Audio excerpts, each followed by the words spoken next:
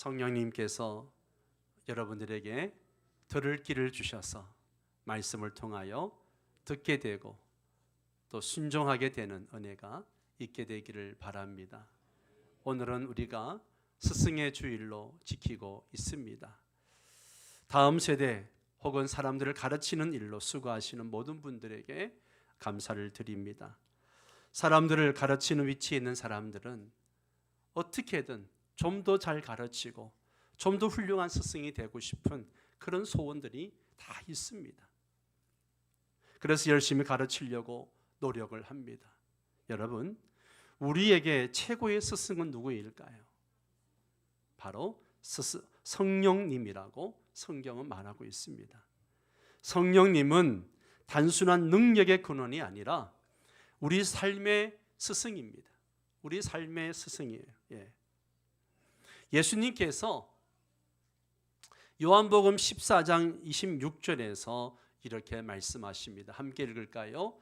보혜사 곧 아버지께서 내 이름으로 보내실 성령, 그가 너희에게 모든 것을 가르치고 내가 너희에게 말한 모든 것을 생각나게 하리라. 아멘.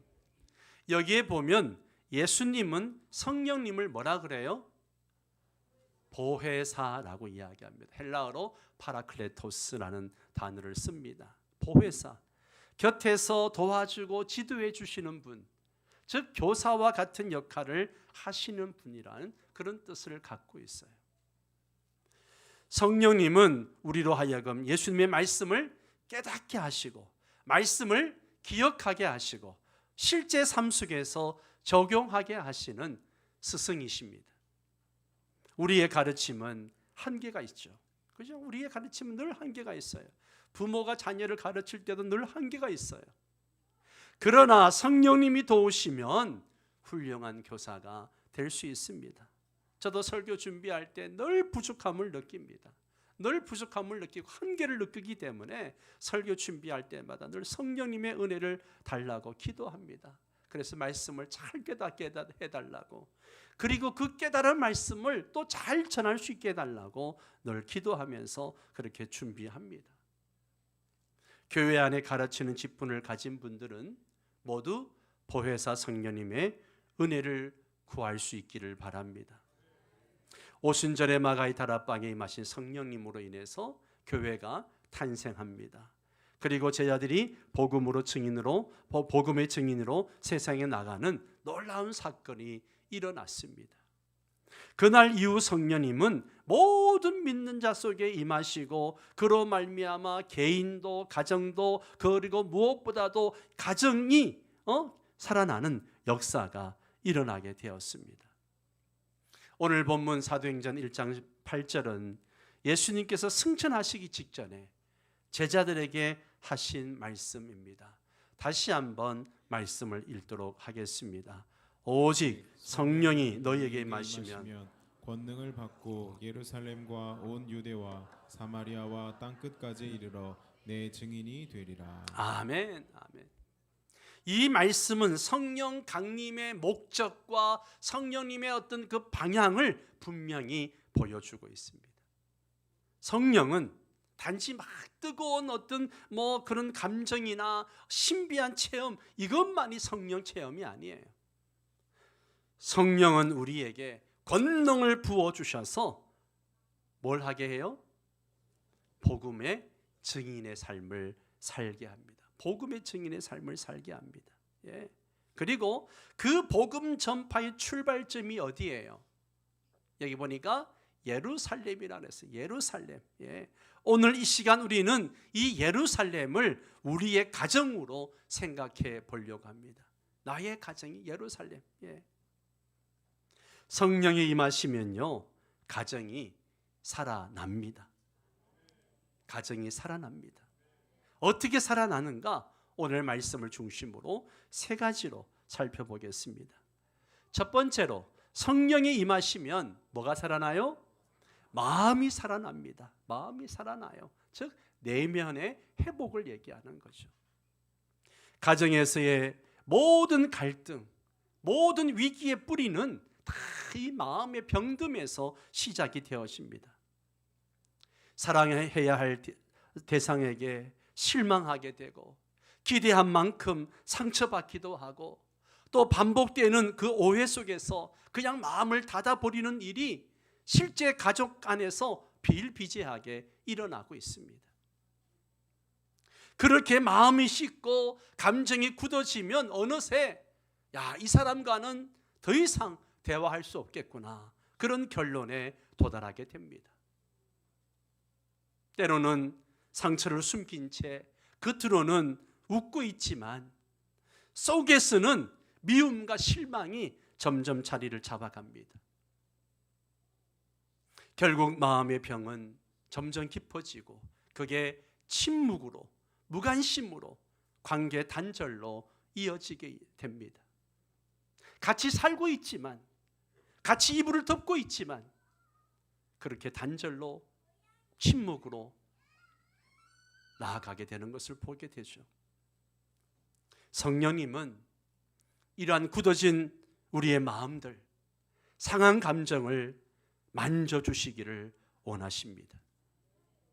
그 성령님이 오늘 이 자리에 우리 심령 속에, 우리 부부 속에, 우리 가족 속에 임하셔서 만져주시기를 원합니다. 에스겔 36장 26절 말씀 함께 읽습니다.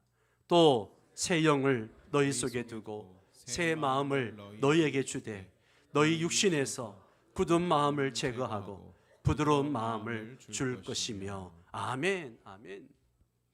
이 말씀은 하나님께서 이스라엘 백성에게 하신 회복의 약속의 말씀이에요. 여러분, 이 말씀은 이스라엘 백성들이 잘 나가고 있을 때, 말씀에 순종하고 하나님 기쁘시게 하고 있을 때 주신 말씀이 아니에요. 이들이 하나님을 떠나고 우상을 섬기고 완악한 마음으로 죄에 빠져 있었습니다. 그 마음은 오늘 표현대로 굳은 마음, 뭐예요? 돌 같은 마음이에요. 돌 같은 마음을 가지고 있었어요. 하나님께 순종하거나 회개할 수 없는 그런 상태였습니다. 그런데 하나님께서 약속하십니다. 약속하세요. 뭐라 약속하십니까? 내가 너희에게 새 영을 주고 새 마음을 줄 것이다. 할렐루야. 즉 외적인 개혁이 아니라 내면의 근본적인 변화, 마음의 근본을 바꾸는 성령의 역사를 약속하신 겁니다. 여기에 굳은 마음을 제거하고 부드러운 마음을 주겠다는 말은 온갖 상처로 인해서 굳어진 마음들, 용서하지 못하고 쌓인 감정들, 하나님의 말씀도 들어오지 않는 그 마음을 성령님께서 부드럽고 민감하게 바꾸어 주시겠다는 거죠. 성령이 주시는 부드러운 마음은요, 하나님께 순종할 수 있는 마음이고요, 가족을 다시 품을 수 있는 마음입니다. 이것이 바로 가정 회복의 출발점입니다. 감정의 벽이 무너지고 상대를 향해서 다시 마음을 열 수 있는 능력이 우리 안에서 시작될 때에 진정한 회복이 일어납니다. 그 변화는 성령의 역사 없이는 일어날 수 없습니다. 성령이 임하시면 어떤 일이 일어날까요? 어떤 일이 일어날까요? 먼저 우리의 시선이 달라집니다. 나의 시선이 달라져요. 이전에는 상처 주었던 사람만 보면 막 화가 나던 그 마음이 오히려 그 사람이 불쌍하게 보이고 그 사람을 위해서 기도하게 됩니다. 냉소와 원망이 감사와 긍휼로 바뀝니다. 눈물이 흐르고 말문이 열립니다. 이 변화는 억지로 되는 게 아니에요. 성령님께서 주시는 은혜이기 때문에 가능한 것입니다. 여러분, 베드로를 생각해 보세요. 그는 예수님을 3번이나 부인하고 주님의 십자가 앞에서 무너졌던 사람이에요. 그러나 오순절날 성령이 그에게 임하자 그는 담대히 복음을 전하는 사도가 되었습니다. 이전에 그를 얽어매었던 두려움, 죄책감, 실패의식, 이것들이 다 사라졌습니다. 디모데후서 1장 7절에 이런 말씀이 있습니다. 함께 읽습니다. 하나님이 우리에게 주신 것은 두려워하는 마음이 아니요 오직 능력과 사랑과 절제하는 마음이니. 아멘, 아멘. 여러분, 성령님이 내 마음에 오시면요, 두려움을 내쫓고 새로운 능력의 마음을 부어주시는 줄 믿습니다. 우리 가정도 마찬가지예요. 우리 가정도 마찬가지입니다. 성령이 임하시면 막 어색하고 차가웠던 부부의 대화가 다시 살아납니다. 부모의 권위와 자녀의 순종 사이에 막 끊임없이 충돌하고 맺혀있던 그 오해가 눈물과 기도로 풀려집니다. 미움이 이해로, 냉담이 사랑으로 바뀝니다. 그동안 눌러놓았던 감정들이 성령의 역사로 터져 나오게 되고 그 자리에 치유와 회복이 시작이 되어집니다. 사랑하는 성도 여러분, 여러분 가정에 꼭 이런 회복이 있기를 바랍니다. 가정이 살아나는 첫걸음은 내 마음이 살아나는 거예요. 내 마음이 살아나는 겁니다. 성령께서 내 마음속에 역사하시도록 간절히 기도합시다. 성령께서 내 가정의 상한 마음 가운데 오셔서 새롭게 하시도록 우리 함께 기도합시다. 그래야 은혜가 있습니다.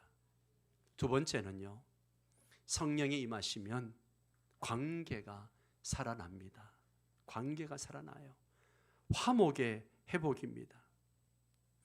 가족은 가장 가까운 관계이지만 때로는 가장 어렵고 상처가 깊은 곳이기도 합니다.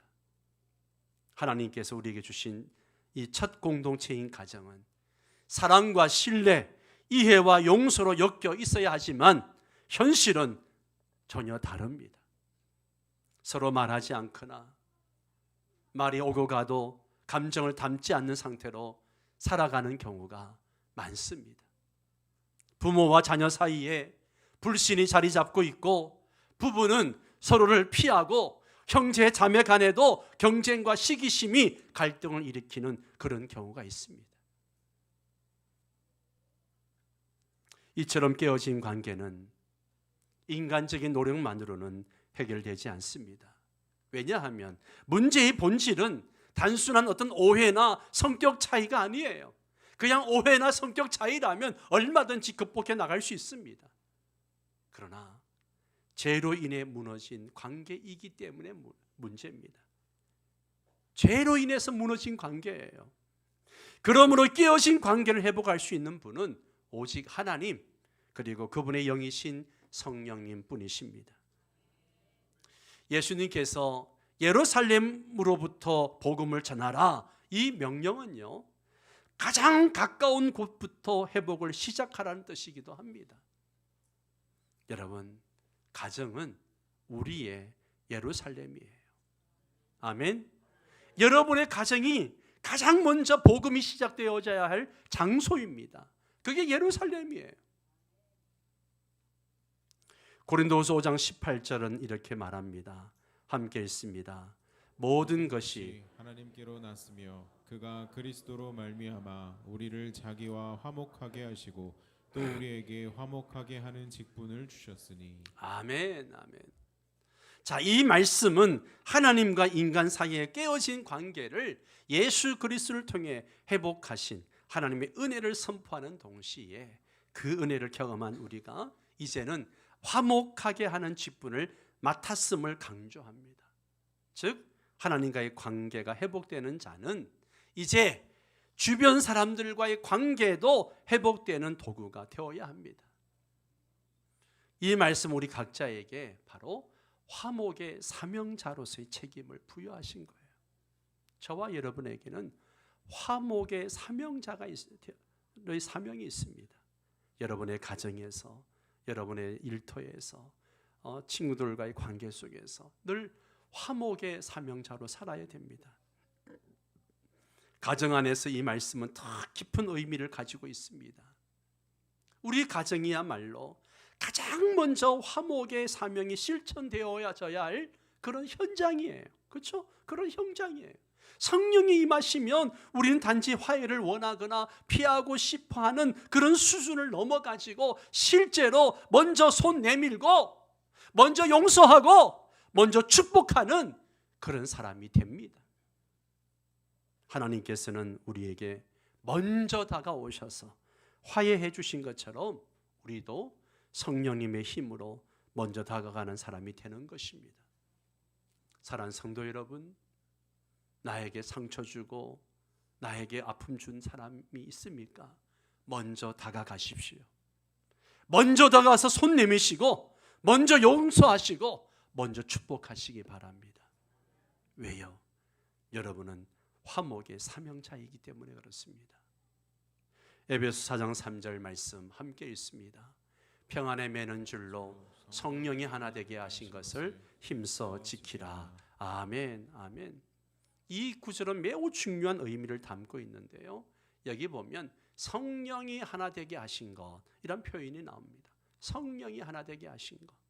우리는 애써 하나 되게 만드는 것이 아니라 우리가 만드는 것이 아니라 성령께서 이미 하나 되게 하셨다는 거예요. 할렐루야. 성령께서 우리를 하나 되게 하셨어요. 우리 가족을 하나 되게 하셨고 우리 성도들을 하나 되게 하셨습니다. 성령 안에서는 이미 모든 믿는 자가 하나 된 존재입니다. 그런데 여러분, 이 하나됨을 힘써 지키라 그렇게 명령하고 있어요. 힘써 지키라. 반대로 생각하면 힘써 지키지 않으면 어떻게 된다는 거예요? 하나됨이 쉽게 깨질 수 있다는 거예요. 쉽게 깨질 수 있어요. 상한 감정들, 자존심들, 오해, 상처가 하나됨을 위협합니다. 그래서 뭐라 그래요? 평안에 매는 줄. 평안에 매는 줄. 평안에 매는 줄, 그 사랑과 용서, 이해와 인내라는 줄로 하나됨을 묶고 유지해야 된다는 것입니다. 밧줄로 꽁꽁 묶어야 돼요. 밧줄로 꽁꽁. 밧줄로 꽁꽁. 노래만 생각하지 마시고 우리가 평안에 매는 줄로 사랑과 용서, 이해와 인내 이런 줄로 꽁꽁 묶으시기 바랍니다. 가정 안에서도 마찬가지예요. 성령께서 우리를 하나 되게 하셨다면 우리는 그것을 소중히 여기고 지켜야 합니다. 말 한마디로도 관계가 깨어질 수 있는 시대입니다. 말 한마디로도 얼마나 관계가 깨어집니까? 말 한마디로 부부 관계가 깨어지고 말 한마디로 성도 관계가 깨어지고 이런 경우를 우리가 너무너무 많이 봅니다. 그러나 성령이 주시는 평안과 사랑의 끈으로 우리 가족이 서로를 품고 묶는다면 아무리 큰 오해와 갈등이 있어도 다시 하나 될 수 있습니다. 그 평안을 유지하고 지키는 것은 노력 없이 되지 않습니다. 그러기에 사도 바울은 힘써 지키라 그렇게 강하게 권면하고 있습니다. 이렇게 보니까 지금 어제 결혼한 신혼부부, 신혼여행 갔다 와서 또 예배 참석한 부부가 있어요. 두 부부 얘기 꼭 얘기합니다. 하나 되게 하신 것을 힘써 지키시기 바랍니다. 2층에 아멘. 여기 아멘. 힘써 지키십시오. 자존심을 내려놓고 먼저 다가가는 순종, 먼저 손 내미는 용기, 용서를 결정하는 결단이 필요합니다. 성령이 임하시면 우리는 그 순종을 감당할 수 있는 힘을 얻게 됩니다. 여러분, 성령은요, 우리가 할 수 없는 사랑을 가능케 하십니다. 아멘. 내가 할 수 없는 사랑, 내가 할 수 없는 용서, 내가 할 수 없는 이해, 그것을 성령께서는 하게 하십니다. 말이 통하지 않던 자녀와의 대화가 다시 열리게 되고 냉랭했던 부부 관계에 눈물이 흐르면서 진심이 전해지게 됩니다. 다시 가정은 다시 하나님의 평강 안에서 화목을 경험하게 됩니다. 어떤 가정에서는 사소한 문제로 시작된 갈등이 몇 년 동안 지속되면서 서로 마음을 완전히 닫고 살아가기도 합니다. 그러나 성령이 임하시면 그 닫힌 마음의 벽을 무너뜨리시고 서로의 마음을 다시 이어주십니다. 회복은 성령이 하시는 일입니다. 아멘. 회복은 성령이 하시는 일이에요. 우리는 그분께 순종하고 마음의 문을 여는 일만 하면 됩니다. 오늘 여러분의 가정에 끊어진 관계가 있다면 성령의 도우심을 구하십시오. 평안에 매는 줄로 다시 엮으시는 성령님께서 여러분의 가정을 화목하게 하실 것입니다. 어느 성도 가정에 아들과 아버지가 관계가 굉장히 안 좋았습니다. 아버지는 늘 무뚝뚝하고 아들은 반항적이었습니다. 무뚝뚝한 아버지는 늘 아들을 볼 때마다 그냥 핀잔을 주고 나무라기만 하고, 아들은 그런 아버지가 너무 싫어서 크게 만나기만 하면 갈등이 생깁니다. 갈등은 걷잡을 수 없이 커졌고 그저 부딪히기만 하면 싸웁니다. 그렇게 서로 몇 달 동안 말을 하지 않습니다. 어머니의 마음은 너무너무 아픕니다. 남편의 편도 들 수 없고 아들 편도 들 수 없고, 그래 눈물로 기도할 수밖에요. 성령님의 도우심을 구하며 눈물로 기도하기 시작했습니다. 그리고 어느 주일 목사님의 설교를 듣고 아버지의 마음에 감동이 임했고, 또 아들은 엄마가 그렇게 눈물로 기도하는 모습을 보니까 너무 자기도 마음이 안 좋은 거죠. 그래서 마음의 문을 열었습니다. 결국 아버지가 아들에게 먼저 손을 내밀었고, 그 순간 두 사람은 오랜 시간 끊겼던 대화를 회복하면서 눈물로 화해를 했습니다. 성령이 임하시면 불가능할 것 같은 관계도 회복되어집니다. 오래된 감정의 골도 메워집니다. 성령은 관계를 살리시는 영입니다. 관계를 살리시는 영이에요. 오늘 여러분의 가정에 먼저 화해의 성령이 임하시기를 소망합니다. 마지막 세 번째로, 성령이 임하시면 가정을 통해서 세상이 살아납니다. 한마디로 사명의 회복입니다.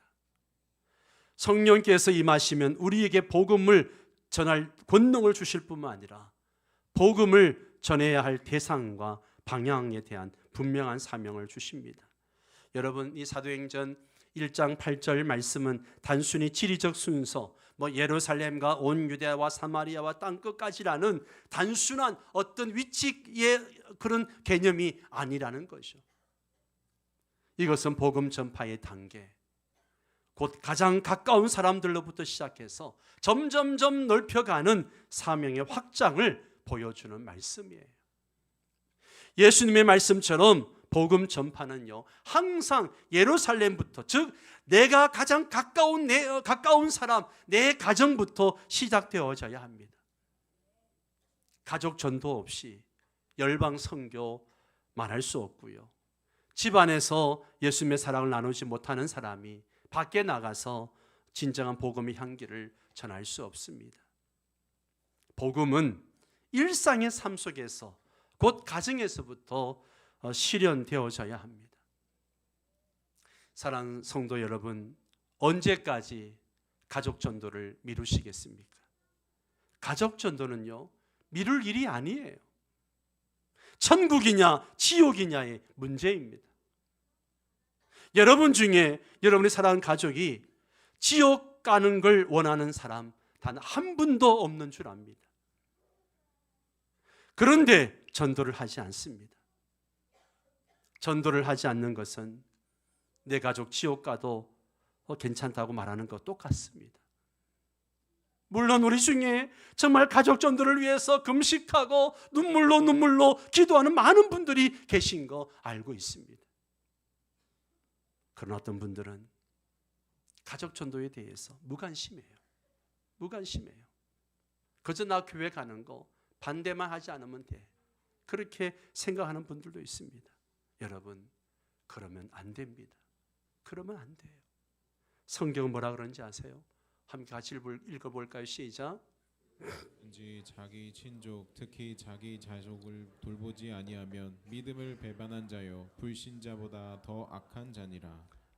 정말 무서운 이야기를 합니다. 누구든지 자기 친족, 특히 자기 가족을 돌보지 아니하면 어떤 사람이라고요? 믿음을 배반한 자요. 믿음을 배반한 자라는 게 무슨 말이에요? 나는 예수 그리스도를 믿어야만 구원받는다는 것을 나는 확신을 하고 있습니다. 오직 예수밖에는 구원자가 없음을 나는 알고 있고 믿고 있어요. 그런데 그걸 믿고 있는 사람이 가족을 돌보지 않아요.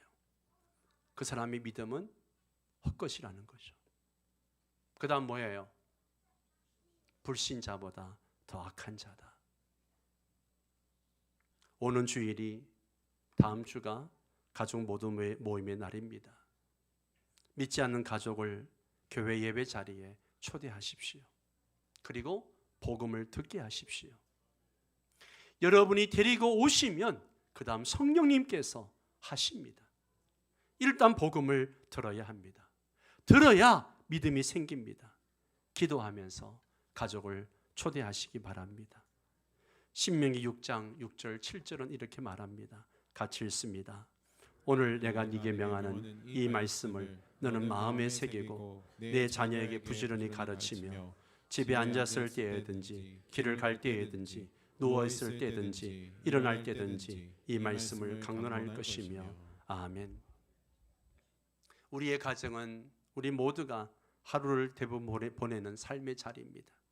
그곳에서 복음이 전해지고 말씀이 오고 가고 기도가 쌓일 때에 그 가정은 하나님 나라의 작은 교회가 됩니다. 성령이 임하시면 우리는 그 사명을 깨닫고 순종할 수 있는 능력을 얻게 되어집니다. 무관심했던 가족 전도에 대한 책임감을 가지게 되고 때를 얻든지 못 얻든지 복음을 나누고자 하는 열정이 생깁니다. 뿐만 아니라 우리의 가정이 이웃을 섬기고 작은 나눔과 환대의 자리에서 예수님의 자랑을 전하는 그런 통로가 됩니다. 성령이 임하시면 가정은 단지 함께 사는 장소가 아니라 함께 예배하는 공동체가 되고 함께 복음을 나누는 선교적 공간이 되는 거예요. 믿지 않는 가족이 있다면 그들을 향한 눈물의 기도가 시작되어지고요. 다음 세대를 향한 신앙의 전수가 중요한 사명으로 다가오게 됩니다. 이러한 가정이 많아질수록 교회는 더 건강해지고요. 사회는 따뜻해지고 결국 열방의 복음이 흘러가게 됩니다. 그러므로 성령이 임하시면 가정의 회복을 넘어서 세상의 회복으로 이어지는 것입니다. 가정은 하나님께서 처음 세우신 공동체입니다. 그렇기 때문에 복음도 가정을 통해서 전해지는 것이 자연스럽습니다. 성령은 우리로 하여금 가정 안에서 먼저 예수님의 증인이 되게 하십니다. 부모가 먼저 말씀을 붙들고 살아가는 모습을 보일 때 자녀들이 그것을 보고 배우게 됩니다. 부모가 함께 기도하고 서로를 축복하는 모습이 자연스러워질 때 그 가정은 하나님 나라의 통로가 됩니다. 그러면 여러분 어떻게 하면 되겠습니까?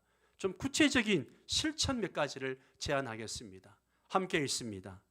성령을 구하십시오. 매일 가정을 위해 성령의 도우심을 간구하십시오. 가족 중 믿지 않는 자를 위해 눈물로 중보하십시오. 세 번째, 성령께서 마음을 감동시킬 때 순종하여 가족에게 복음을 나누십시오. 꼭 실천하셔야 됩니다. 네 번째, 가정 예배, 기도 모임, 말씀 나눔을 통해 성령의 통로가 되십시오. 가정 예배, 기도 모임, 말씀 나눔을 통해서 성령의 통로가 되셔야 됩니다.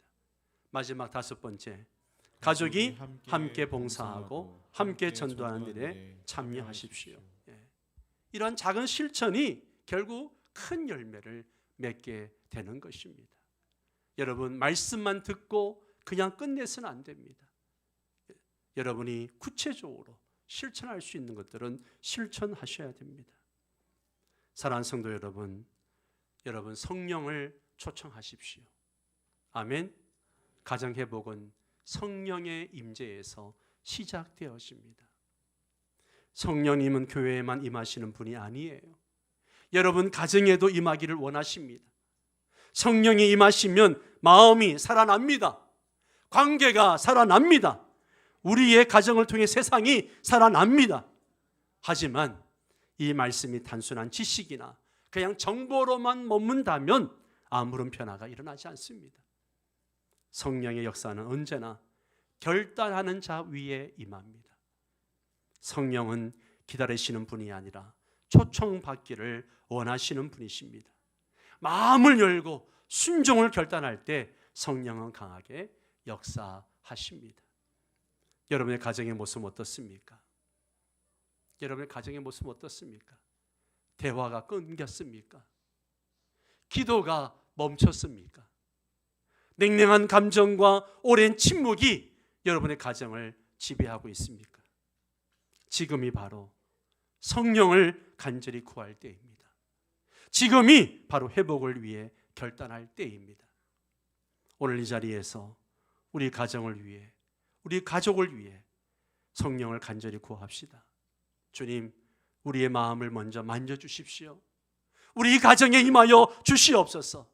우리 가족 모두가 성령 안에서 하나 되어 주님의 영광을 드러내는 축복의 통로가 되게 하옵소서. 사도행전 16장 31절에 주 예수를 믿으라. 그리하면 너와 내 집이 구원을 받으리라. 이 약속은 지금도 유효합니다.